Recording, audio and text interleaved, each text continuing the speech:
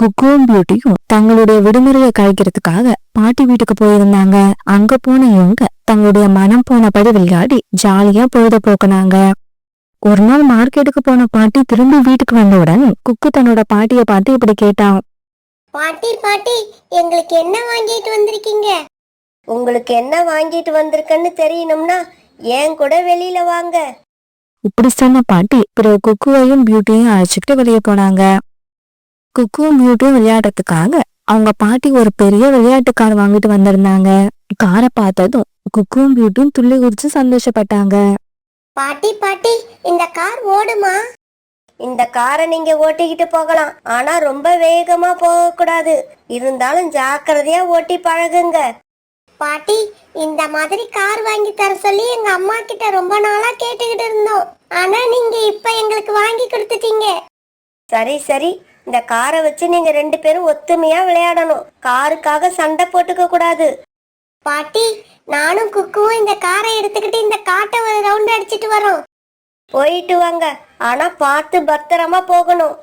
பிறகு பியூட்டி அந்த காரை ஓட்ட குக்கு பின்னால உட்காந்துக்கிட்டான். அக்கா தம்பி 2 பேரும் இந்த மாதிரி அந்த காட்டை சுத்தி பார்க்க ஆரம்பிச்சாங்க. இப்படி கொஞ்ச தூரம் போன உடனே குக்கு தன்னோட அக்கா கிட்ட இப்படி கேட்டான். அக்கா, நீ நல்லா கார் ஓட்டுற. இந்த காரை நானும் ஓட்டணும் போல ஆசையா இருக்கு. எனக்கும் கத்து கொடுக்கறியா? சரி குக்கு, கத்து கொடுக்கற. இப்படி சொன்ன பியூட்டி பிறகு காரை எப்படி ஓட்டணும்னு குக்குவுக்கு சொல்லி கொடுத்துச்சு. பிறகு குக்கு காரை ஓட்டிக்கிட்டு போனா. பியூட்டி பின்னால உட்காந்துக்குச்சு.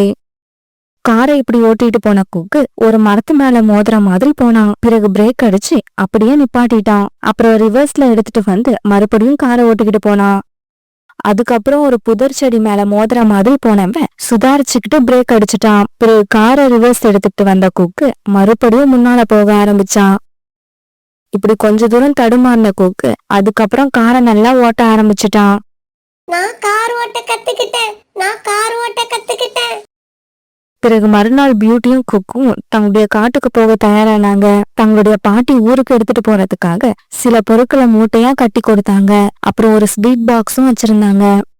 பசங்களா, இந்த ஸ்வீட் பாக்ஸ வீட்டுக்கு போய் சாப்பிடுங்க.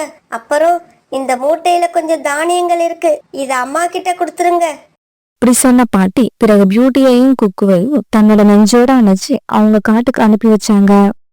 இவங்க தங்களோட காட்டுக்கு திரும்பி வரப்ப பியூட்டி கார் ஓடிக்கிட்டு வந்துச்சு. குக்கு அந்த பொருட்களை வச்சுக்கிட்டு பின்னாடி உட்காந்துருந்தான்.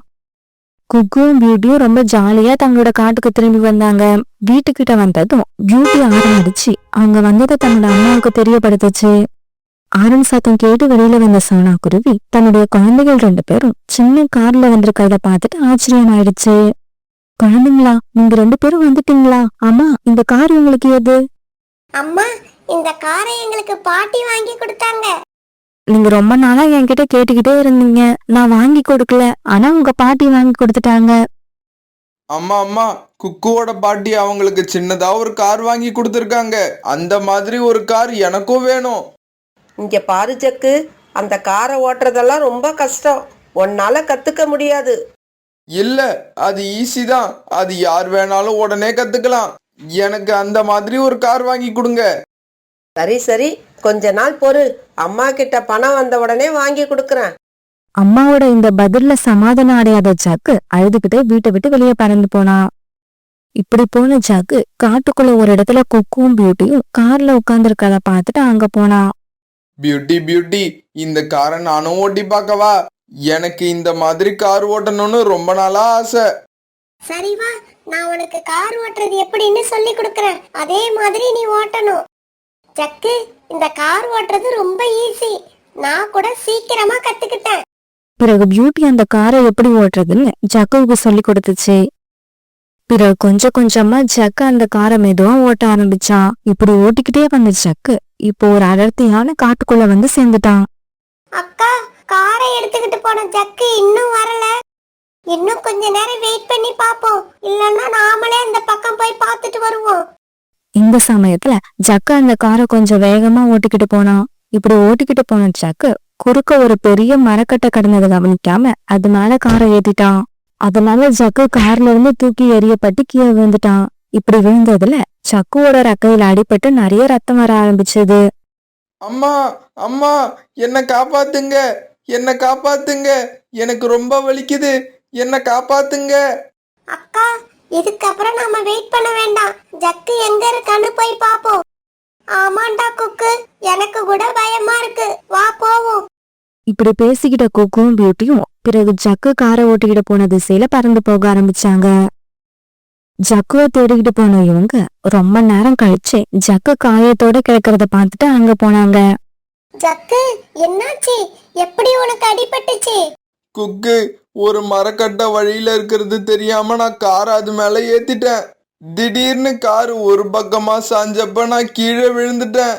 என்னோட ரெக்க ரொம்ப வலிக்குது, என்னை எப்படியாவது காப்பாத்துங்க.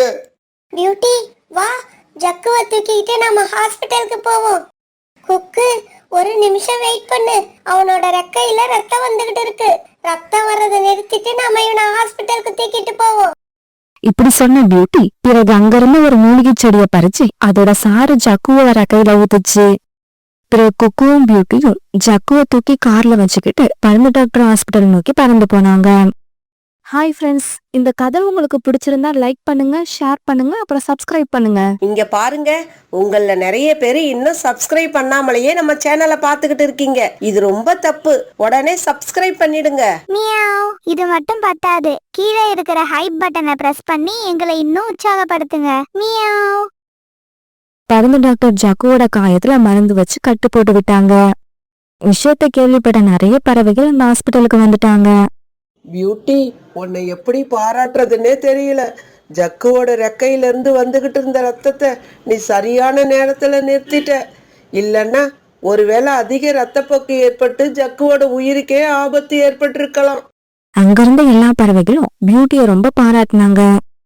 நண்பர்களே, நாமளும் இந்த கதையில வர பியூட்டி மாதிரி தான் நடந்துக்கணும். யாராவது விபத்துல அடிபட்டு தவிச்சுக்கிட்டு இருக்கவங்கள பார்த்தா கண்டும் காணாம போக கூடாது. உடனே அவங்க பக்கத்துல போய் அவங்களுக்கு தேவைப்படுற உதவியை செய்யணும். குழந்தைங்களா, நான் நம்ம வீட்டு கூரைய சரி பண்ண மூங்கில் எடுக்க போறேன். நீங்க 2 பேரும் வீட்டுல பத்திரமா இருங்க. அம்மா, அம்மா, நானும் உங்க கூட வரேம்மா. அம்மா, அக்கா வந்தா நானும் வருவேன்.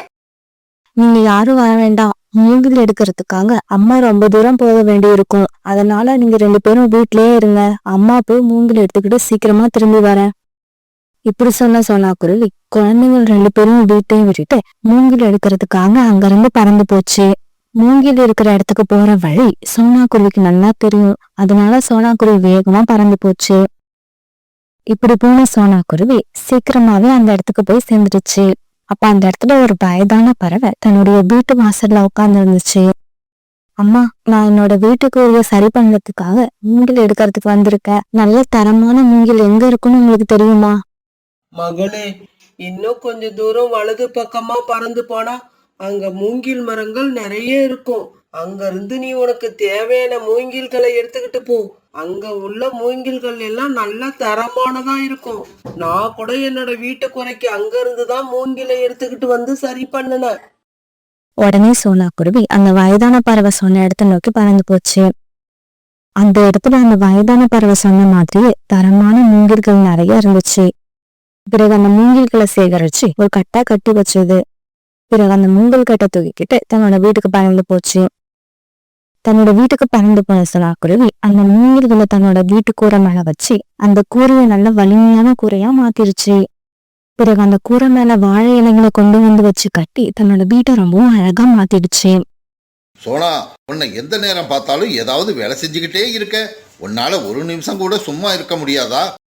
காலண்ணா, நம்ம செய்ய வேண்டிய வேலைகளை செய்ய வேண்டிய சமயத்துல சரியா செஞ்சாகணும். இல்லைன்னா பின்னாடி நாம தான் கஷ்டப்படணும். இப்ப இந்த கூரைய நான் சரி பண்ணலைன்னா மழை காலத்துல என்னோட குழந்தைகளை வச்சுக்கிட்டு ரொம்பவும் சிரமப்படணும். காலண்ணா, நீங்க ஒண்ணு தெரிஞ்சுக்கோங்க. எப்பவுமே கஷ்டப்பட வேண்டிய நேரத்துல கஷ்டப்பட்டாதான் பின்னால நாம சந்தோஷமா இருக்க முடியும். மறுநாள் புறாவும் ரீட்டாக்கியும் சோனாக்குருவி வீட்டுக்கு வந்தாங்க. சோனா, சோனா, நீ உன்னோட வீட்டுக்குரிய சரி பண்ண எங்க இருந்து மூங்கிலை எடுத்துக்கிட்டு வந்த? தயவு செய்து எங்க கூட வந்து அந்த இடத்த காட்டு. நாங்களும் எங்க வீட்டு கூரையை சரி பண்ணணும். ஆமா சோனா, இந்த சமயத்துல கூரைய சரி பண்ணலன்னா மழை காலத்துல நிம்மதியா இருக்க முடியாது. நீங்க சொல்றது ரொம்ப சரி. நான் உங்களுக்கு உதவ தயாரா இருக்கேன். வாங்க, இப்பவே நான் உங்களை அந்த இடத்துக்கு அழைச்சிட்டு போறேன். பிறகு சோனா குருவி ரீட்டா கிளியையும் சாகர் புறாவும் அழைச்சுக்கிட்டு மூங்கில் இருக்கிற இடத்துக்கு பறந்து போச்சு. இப்படி பறந்து போனவங்க வேகமா பறந்து போனதால சீக்கிரமாவே மூங்கில் இருந்த இடத்துக்கு போய் சேர்ந்துட்டாங்க. சோனா, நீ மட்டும் எங்களுக்கு உதவி பண்ணலன்னா நாங்க இந்த இடத்துக்கு வந்தே இருக்க முடியாது. சாகர் அண்ணா, நீங்க 2 பேரும் உங்களுக்கு தேவையான மூங்கில்களை இங்க இருந்து எடுத்துட்டு போங்க. நான் வீட்டுக்கு போறேன். என் குழந்தைகள் தனியா இருப்பாங்க. இப்படி சொன்ன சோனா குருவி பிறகு அங்க இருந்து பறந்து போச்சு.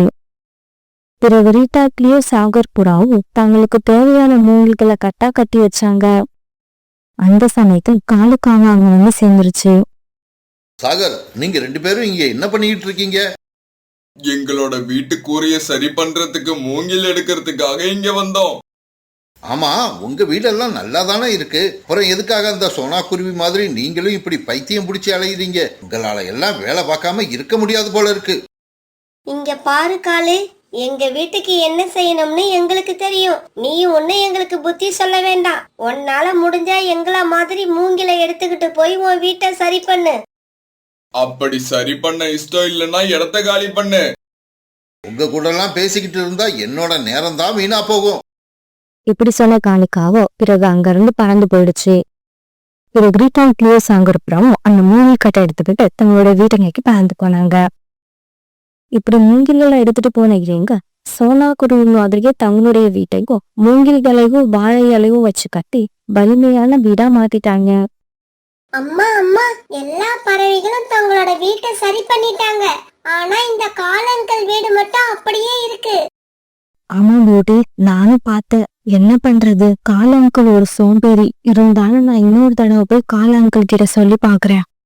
இப்படி சொன்ன சோனா குருவி பிறகு காலுக்காக வீட்டை நோக்கி பறந்து போச்சு.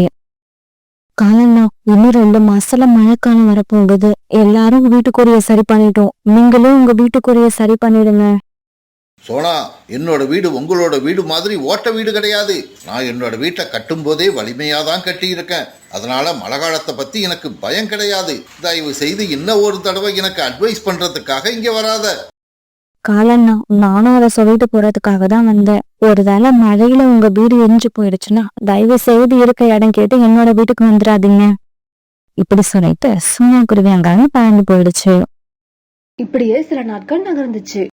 மற்ற பறவைகள் நினைச்ச மாதிரிக்கு இப்ப மழை ஆரம்பிச்சிடுச்சு. இப்படி பெய்ய ஆரம்பிச்ச மழை விடாம பெஞ்சுக்கிட்டே இருந்தது. அந்த காட்டுல இருந்த பறவைகள் எல்லாம் மழை காரணமும் வெளியில வராம வீட்டுக்குள்ளேயே இருக்க ஆரம்பிச்சாங்க. அதே மாதிரி சோனா குருவி சாகர் புறா ரீட்டாக்கிளி இவங்க 3 பேரும் வீட்டுக்குள்ளேயே தங்களுடைய குடும்பத்தோட ரொம்ப சந்தோஷமா இருந்தாங்க. மழைக்காலம் வர்றதுக்கு முன்னாடியே இவங்க எல்லாரும் தங்களுடைய வீட்டை வலிமையான வீடா மாத்தினதுதான் அதுக்கு காரணம். மழை பெய்ய ஆரம்பிச்சு 4-5 நாட்கள் வரைக்கும் காலுக்கான வீடு நல்லாதான் இருந்துச்சு. என்னோட வீடு ரொம்பவும் வலிமையான வீடு. மற்ற பறவைகளோட வீடு மாதிரி இடிஞ்சு போற வீடு கிடையாது. ஆனா நாட்கள் போக போக காலுக்காகத்தோட வீடு கொஞ்சம் கொஞ்சமா ஒழுக ஆரம்பிச்சது. ஆரம்பத்துல கொஞ்சமா ஒழுகின வீடு போக போக நிறைய இடத்துல ஒழுக ஆரம்பிச்சது. காலுக்காகத்தோட வீடு பூரா தண்ணீர் தேங்கி நிற்க ஆரம்பிச்சது. பிறகு கொஞ்ச நேரத்துல காலுக்காகத்தோட வீடு லேசா ஆட ஆரம்பிச்சது. இதுக்கு மேல இந்த வீட்டுல நம்மளால இருக்க முடியாது. உடனே வெளியில போயாகணும். இல்லைன்னா நம்ம உயிருக்கு ஆபத்து வந்துடும். இப்படி நினைச்ச காலுக்காக உடனே அந்த வீட்டை விட்டு வெளியில பறந்து போச்சு. காலுக்காக இப்படி பறந்து போன கொஞ்ச நேரத்துல காலுக்காகத்தோட வீடு கீழே விழுந்து இடிஞ்சு சுக்குநூறா போயிடுச்சு. ஒருவேளை நான் தான் தப்பு பண்ணிட்டேன்னு நினைக்கிறேன். நான் என் வீட்டு மேல வச்சிருந்த கண்மூடித்தனமான நம்பிக்கை தான் இப்ப என்னை இந்த நிலைமையில கொண்டு வந்து விட்டுடுச்சு.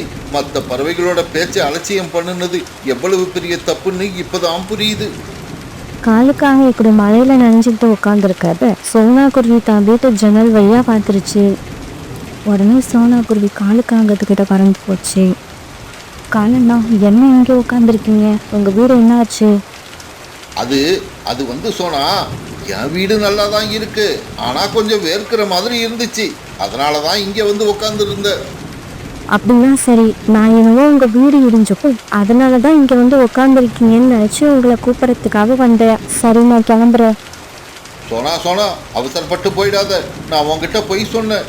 நீ சொன்னது தான் உண்மை. என்னோட வீடு மழை தாங்காம கீழே விழுந்து இடிஞ்சு போயிடுச்சு. தயவு செய்து என்ன உங்க வீட்டுக்கு அழைச்சிக்கிட்டு போ. இதுக்கப்புறம் நீங்க எப்படி சொல்றீங்களோ நான் அப்படியே நடந்துக்கிறேன். பிறகு சோனா குருவி காலுக்காகத்தை கொடுத்துக்கிட்டு தன்னுடைய வீட்டுக்கு பறந்து போச்சு. காலைன்னா மழை விட்டதும் நீங்க செய்யற முதல் வேலை என்னவா இருக்கும்? என்ன சொன்னா இப்படி கேட்டுட்ட? நானும் உங்களை மாதிரி மூங்கிலை எடுத்துக்கிட்டு வந்து ஒரு வலிமையான வீட்டை கட்டி முடிப்பேன். அதுதான் என்னோட முதல் வேலை.